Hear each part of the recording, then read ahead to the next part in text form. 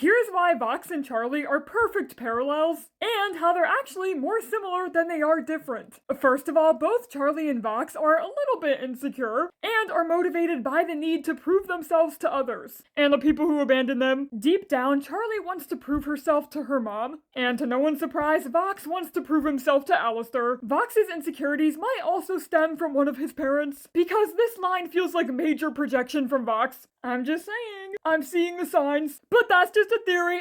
Anyways, both of them are bisexuals with terrible drawing skills. Okay, I'm kidding. They also crave approval from the general public and will do just about anything to get it. I've seen a ton of people excessively hate on Charlie's actions this season, but to me, they make a lot of sense. I think people forget that, like any good character, Charlie has flaws. She's the daughter of Lucifer, the king of pride, so obviously she's gonna take Vox slandering her and the hotel extremely personally. Charlie is acting irrationally because she's prideful and she hates being doubted, just like Vox. Even their go-to crash-out move is jumping on live TV, like they're twinning. Interestingly, they both also twist Lilith's movement to fit their own goals. But the biggest difference between them is that Charlie actually has good intentions, while Vox totally does too. Vox wants to selfishly get sinners to heaven so he can take over and become God, while Charlie wants to selflessly get sinners to heaven so they can have a better life.